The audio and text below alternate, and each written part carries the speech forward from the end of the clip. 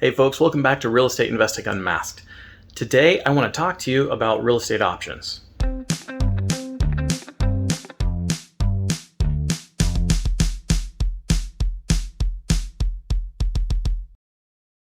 All right, now I have talked about real estate options before on this channel, and you can go ahead and take a look and see that video in the past. I talk about how to do it.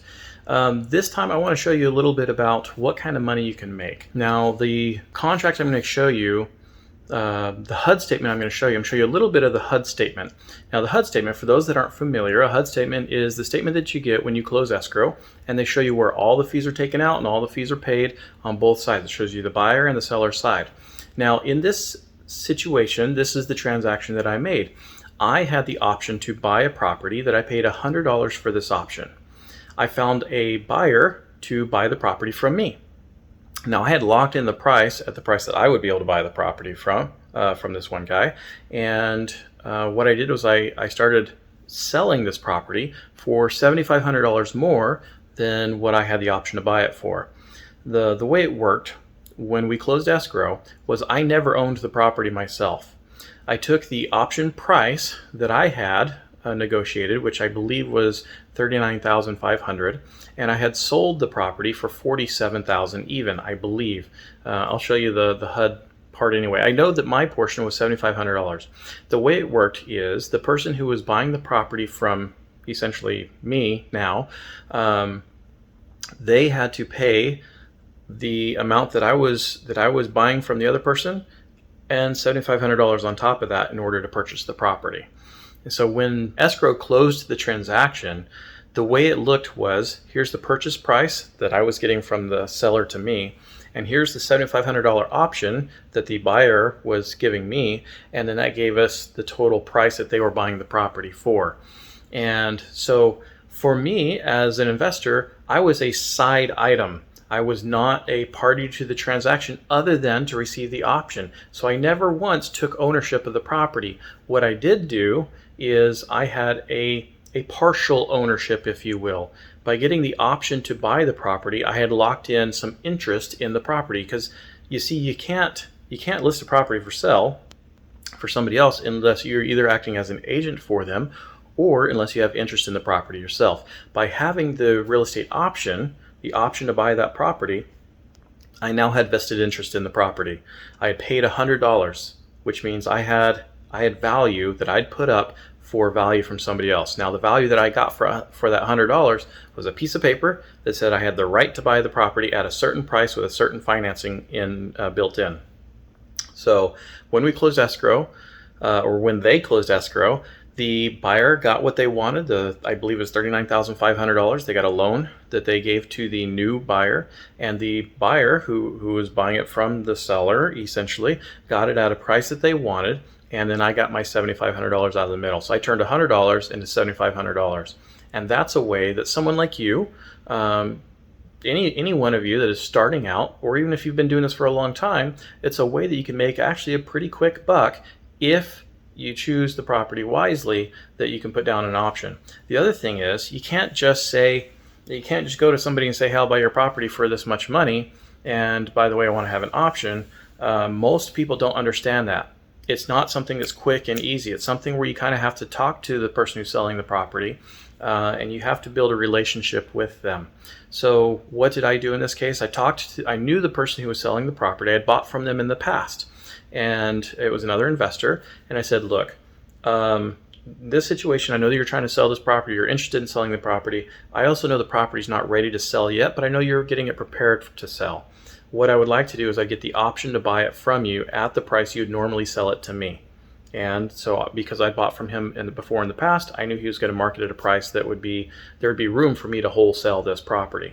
So I locked in that option at $39,500.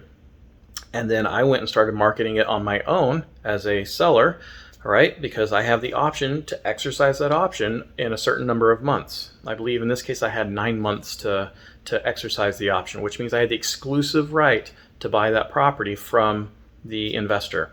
When I had that exclusive right, then I could turn around and sell that valuable document, the option, to somebody else. In this case, the other person paid $47,000 for the property, where $7,500 of that came to me for my option. And they understood that when they were buying the property. I explained to them, look, you're getting the property for $47,000. That's the purchase agreement we made, but here's how it's going to go down. You are going to be exercising an option that somebody else gave to me. And I built in that option financing. And so the way I marketed the property was I said, you can buy the property for $47,000 and you only need $7,500 down, and the rest will be financed at this percent interest rate and this many years, because that is what I'd locked into my option. Not only did I lock in that I would buy the property at $39,500, but I locked in 100% financing, seller financing. So the person who was selling it to me, they knew they were going to get, in this case, I think it was 7% interest, which when you're doing seller financing, you can ask for whatever interest you want, even when it's 3% interest out there, guys.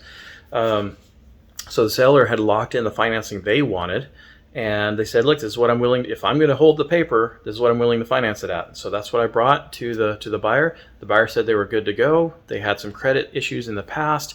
The person who was selling it to me didn't care. They just said, I want this interest rate. And if they get the property back, they get the property back, and they'll resell it all over again.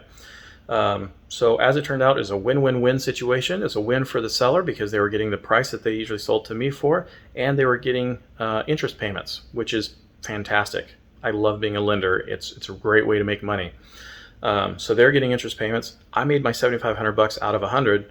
So I made a phenomenal return on my money, 75 times return. That's a really good return.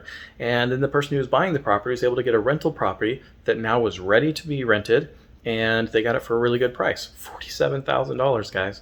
Now this happened to be in a different state than I'm living in. I'm living in California, and this property I was getting the option on is in Ohio. So there are some states where, as I understand it, it is illegal to have options to buy property. Now, you're going to have to do the research in your state to see if yours is one of them. And then the other thing is, when we closed escrow, I had to find an escrow company that was willing to do the transaction. Because some of these escrow companies that don't do creative things, they're just used to, here's the buyer with the lender, here's the seller with the property, and we switch hands. If that's all they do, they may not be able to help you out. Now, I was able to get with a department, with a company that had been around for a long time, a title company that had been around for a very long time. And because they'd been around a long time, they'd seen a lot of creative things. And so when I came to them and explained to them how they would do this transaction, it was no big deal. Again, I was just a side transaction as one of the expenses of doing the property. So if you have any questions about how to do a real estate option, or if you're wondering if they actually exist, well, it does actually exist. I've done it a few times. So go out there, get your feet wet. And you know what? The worst they can tell you is no. So talk to a seller that maybe has had their house on the market for a while. See if you can talk them down to a lower price. And instead of actually buying it from them, talk it into an option. Say, hey, I want to have an option for 60 days. Maybe you get it for 60 days. And with an escrow that can be tied on to the end of that option. So it could be like a 90-day option. And then, pay them $100 for the option. Say, look, you're not out anything. It's $100 to you, whether I get to exercise this option or not. And you've already waited this long to sell your property. It's not going to hurt you to have another couple months. So let me buy it from you for $100. Let me see if I can sell it. And sometimes that's good enough for the seller. Now, in my case, I didn't deal with any realtors. But if there is a realtor involved and their contract is still valid, meaning they haven't reached that time limit where the seller can just drop them off, then a real estate agent may still be involved as far as transaction fees goes, and that would be on the seller side that they would have to take care of just as normal. And then again, so they would get their fee when they sell the property at the price that they had arranged to on the option, and then anything above that would be the option fee that you'd get for yourself, and you shouldn't have to pay the agent for that because you're finding the buyer. Just make sure you have all your ducks in a row, consult somebody who deals with real estate law, and you probably won't go wrong. All right, guys, if you have any questions, please ask below. And as always, you can always seek out financial advice from somebody who is a fiduciary to you. I'm just another talking head on YouTube. But if you liked what I had to say, give me a thumbs up. If you didn't like what I had to say, click on the downvote twice. And you can always subscribe. I welcome you to my channel. Thanks, guys.